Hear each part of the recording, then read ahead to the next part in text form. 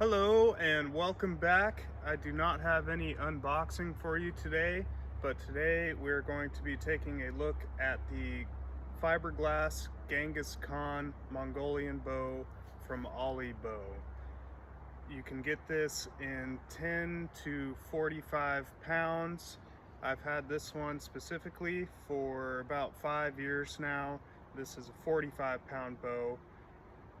I have had this for a while, so it might be a shorter review, but we are going to spend the 3 days shooting it, really getting to know it, and giving some final thoughts about it. You can get this in a variation of a few different colors that they offer, as well as different leathers. You can get it in lamb, pig, and cow leather. This one is the brown lamb leather. It does come with a nice sleeve when you order it, and when you order it, I do remember it taking quite a while to get here. I think it took over a month.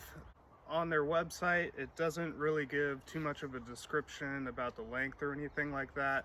It just tells you the string length, and the string length is 1.2 meters, which is roughly 48 inches. And when I first got it, I was pretty impressed. I thought it looked pretty cool, honestly. I really like the long sias, the short limbs. You can take a look at that brown leather, and it's really held up pretty well for being 5 years old. The arrow pass is a little bit wider than some of the other bows we've been shooting. It's made out of a soft suede like leather. It's pretty nice. I do like it. The handle, it feels good. It's larger than some of the other handles, gives you lots of room to work around with, but it is nice leather on there, gives you some pretty good gripping to it. It does feel noticeably heavier than some of the laminate bows out there, and it seems like the weight is on the top part of the bow. If I just let go here, it wants to come back like that. Don't know if that's a pro or a con, but that's one of the characteristics about this bow. It is a little bit more difficult to string than some of the other bows out there, and when this was my first one, I just remembered thinking, wow, is this really going to work? So it can be a little tricky to figure out, and it definitely doesn't feel intuitive when you're first stringing it, but you can do it. And it does work. And once I strung it, I was like, wow, this shape is pretty cool, actually. And I think part of that difficulty in stringing it is due to the fact that it does not have any string stops or string grooves on the sias. It just falls into the wood. Show the profile as you pull back on it. And you can pull this back fairly far. I feel comfortable with it at 30, 32 inches. Just bringing it back there. So with all that being said, let's just get to shooting it, see how it shoots, do 3 days of shooting, and give some thoughts at the end.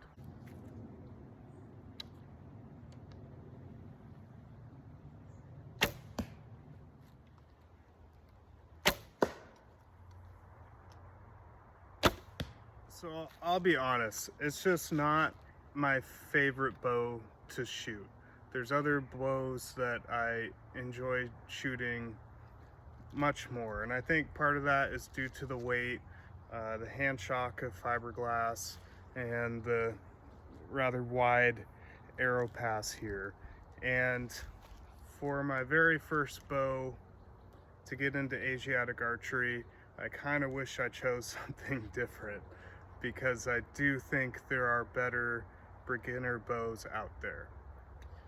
But with that being said, every time I do shoot this, I do find something that I like about it. I actually go, wow, it actually shoots fairly well. The weight kind of helps with the stability, and there are benefits to it being fiberglass.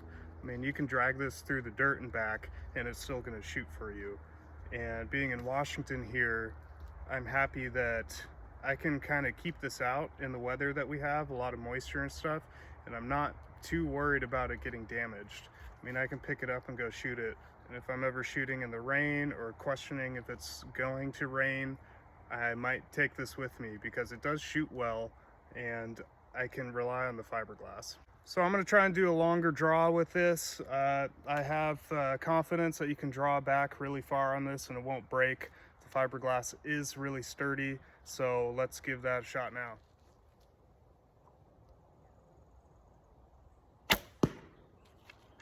And it definitely has a speed for it. I mean, this thing shoots pretty quick.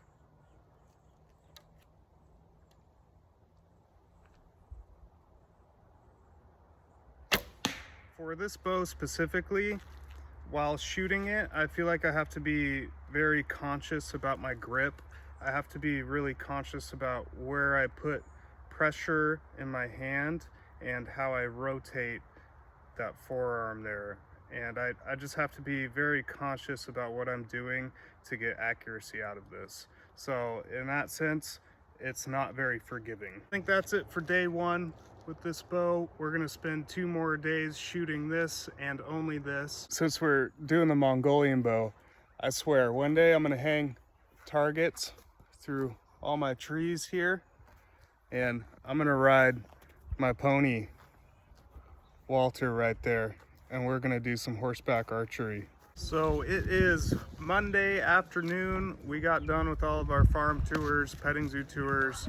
I've been shooting this all weekend and only this, although I haven't got any footage over the weekend. I think we're gonna do our day 3 right now. And I don't shoot this terribly, I really don't. It actually shoots pretty well. It's just the feel of the shot is very distinct.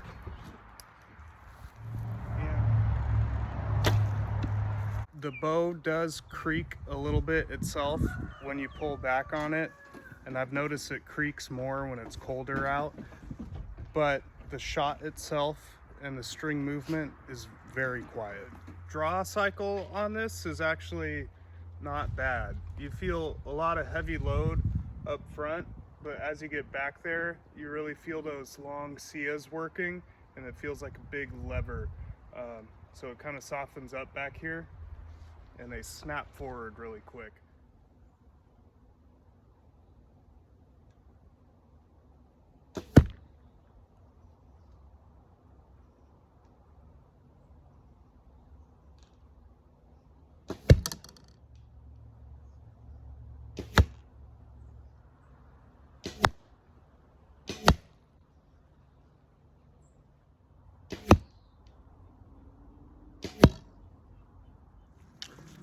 Okay, that concludes our days of shooting the Genghis Khan Mongolian bow, fiberglass bow from Ollie Bow. And how do I sum this up? Well, I don't want to say it's a bad bow because it's not. It's not a bad bow. It shoots pretty well. It has speed, it has power. There's quite a bit of hand shock. It is noticeably heavier than other bows, and I think that's because of the fiberglass, but it does function.